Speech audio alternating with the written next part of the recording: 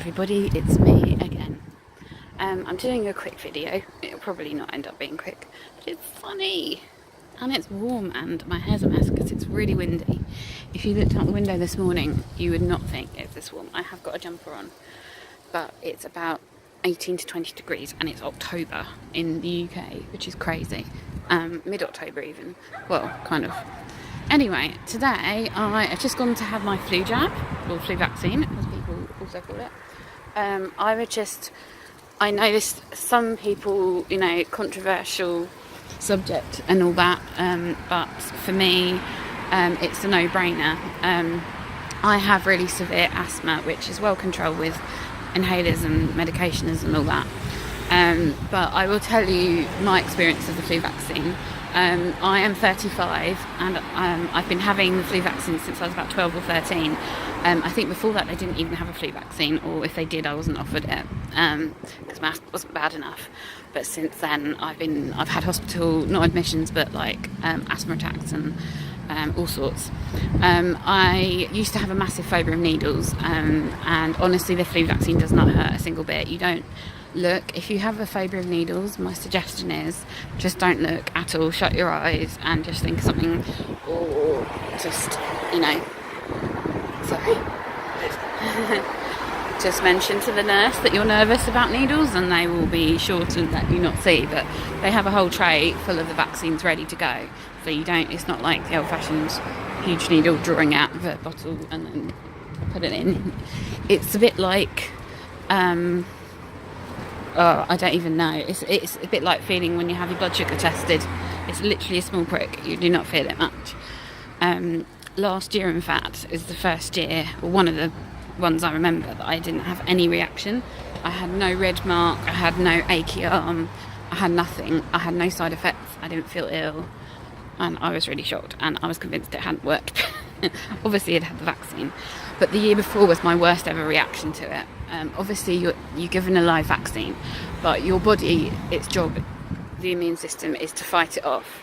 And then if it can fight it off, it means that if someone with the actual flu comes near you, you will be immune to it. I know this isn't the case for everybody, just a disclaimer. And I know people of anti-vax, but if you want to comment and say how much you hate vaccines and you're against them and they cause all these diseases and illnesses, then I'm afraid I'm going to delete your comments, because I am very pro-vaccination. In fact, in the UK, if you don't get your toddler vaccinated, your doctor's surgery tends to tell you, seriously, reports you to authorities and all sorts, and you have to have them. And also, the argument is because not only are you not preventing your own child from getting a disease, but also it's to stop the spread. So back in the 50s, obviously polio was a huge thing, and obviously further back than that there were other diseases that now we have immunisations for, like tetanus, hepatitis, all that kind of stuff, and they got wiped out because of the vaccines. But if you continue to go around and not vaccinate yourself, then that's kind of a whole other thing. The spread of it, we've had outbreaks before. In fact, when I was at university, this is a prime example. I was age 21, I was in my final year. I hadn't had the mumps vaccination because when I was younger, about age 2 or 3, I was at playgroup or whatever, there was a huge scare that it would cause autism. So I know that all my friends didn't have that vaccine. And there was a huge outbreak in 2005 at my university of mumps, and many of my friends got it, and me included, because we're all the same year, same age, didn't have that vaccine.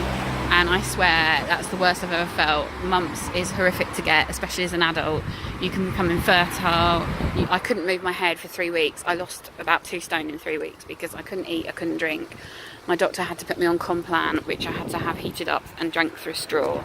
I couldn't hold my head up, I couldn't get out of bed, I couldn't talk, I couldn't move. I literally felt like I was dying, and it was horrible. And had I had that vaccination back in 1980 whatever, I wouldn't have got mumps. So it's the same with the flu vaccine.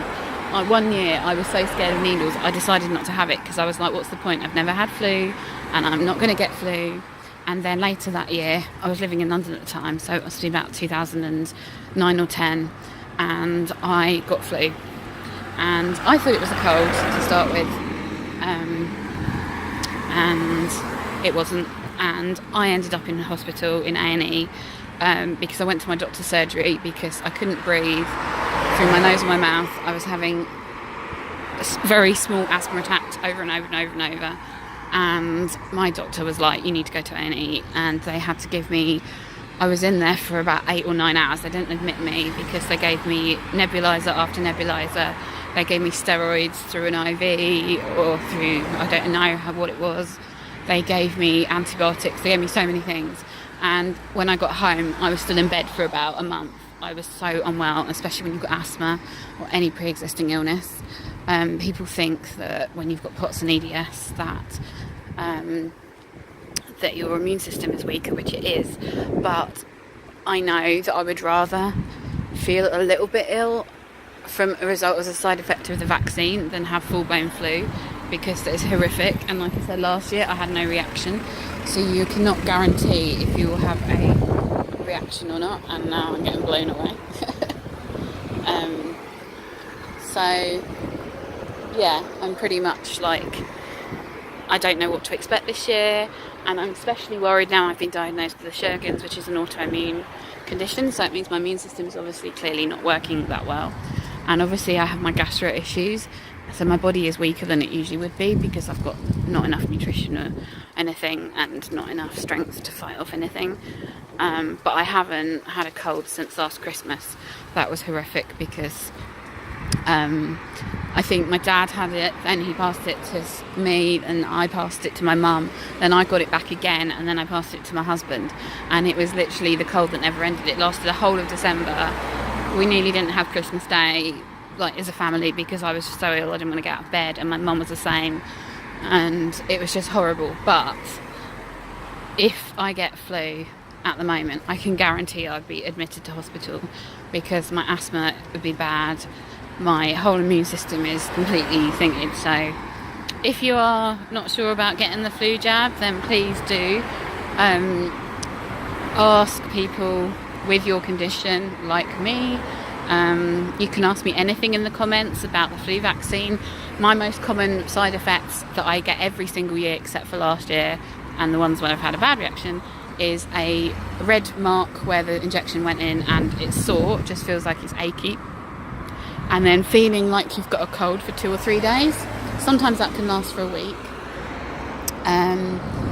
It doesn't usually last longer than a week.